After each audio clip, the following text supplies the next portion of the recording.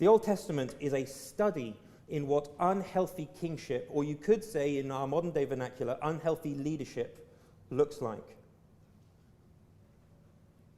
Israel seemingly is unable to produce a king that doesn't either abdicate their kingly responsibilities or dominate the people that they have been called to serve. Let me say that again. Israel is seemingly unable to produce a king who doesn't either abdicate their kingly responsibilities or dominate the people that they have been called to serve. You might have noticed I just said that kingship and leadership are synonymous. They're not quite synonymous. Actually, kingship is a much bigger word than our modern day word leadership. But if you start there and then go back to the Bible and say, well, what does it mean to be a king? What would it mean to have kingly leadership? I think you'll find that term of leader gets expanded in a way that our culture just isn't familiar with. That's a sidebar, but keep that in the back of your mind as we're talking. You'll see in our bulletin, I've offered you a diagram. Hopefully you know by now, I like my taxonomies. They help me think. I hope they're helpful for you too. But I think it might be a helpful way for us to think about kingship. So I've suggested that unhealthy leadership tends in two directions.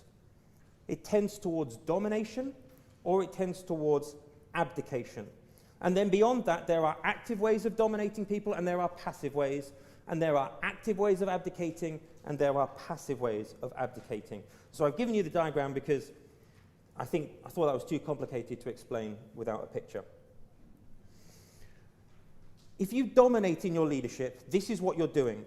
You are trying to protect yourself by using your leadership to control and overpower others.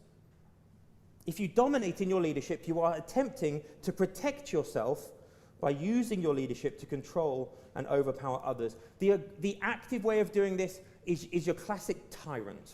You know, in a kind of big archetypal sense, it's the tyrant who gets defensive at everything, cannot be criticized, uses their power to push through their agenda regardless of the needs of others.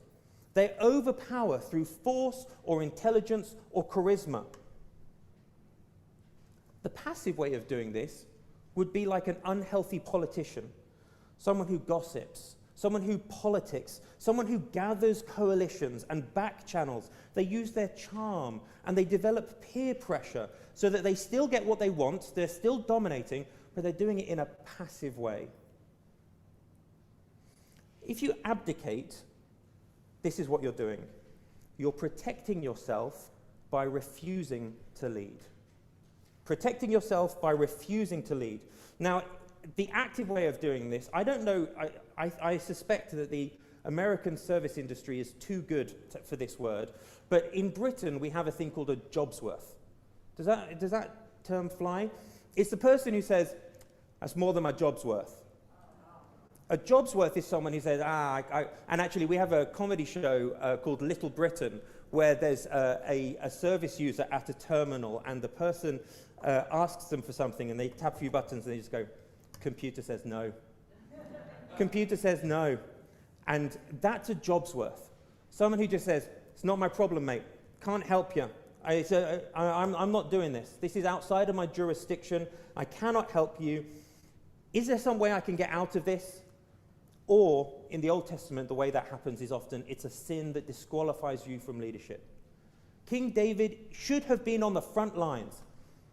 I'm going to say that's more than my job's worth. I'll stay back where it's comfortable and easy.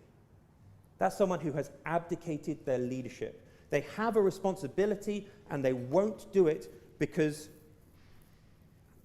they don't want to, for whatever set of reasons. I've suggested here it's because they're trying to protect themselves. It's scary being out on the front line. It's much safer being at home, free to look at people having baths. So, the last way is a passive abdication, where you protect yourself by refusing to lead. But the way that this looks is that people just let problems grow. People just let things happen. Oh, it'll be fine. I don't want to deal with that. It's too much. I can't handle the conflict. I don't want to take the hit on my reputation that will result from me having to step in and deal with this problem. So I'm just going to passively abdicate. I'll let these things take place.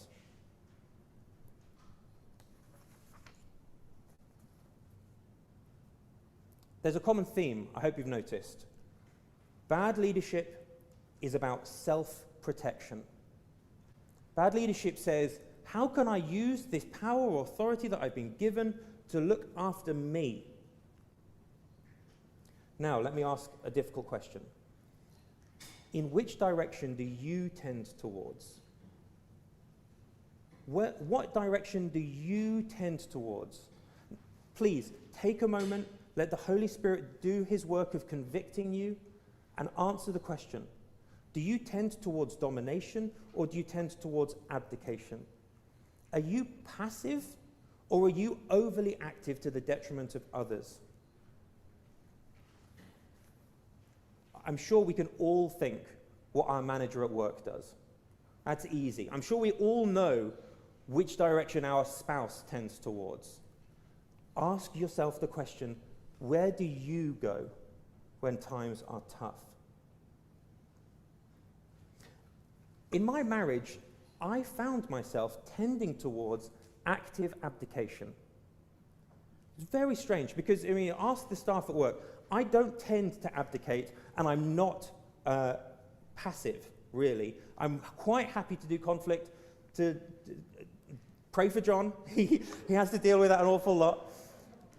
I'm quite happy to enter into conflict, but I found in my marriage, particularly in the early years, I didn't want to go near there. I didn't want to have to deal with those things. It was too close, too intimate, too personal. I really didn't like it. So what I would do is say, both Hannah and I knew that there was something wrong. You have the cloud of conflict hangs over the kitchen table. And I would sit there and say, you start the conversation. You say I'm sorry first. I'm actively abdicating my responsibility to lead in my own marriage.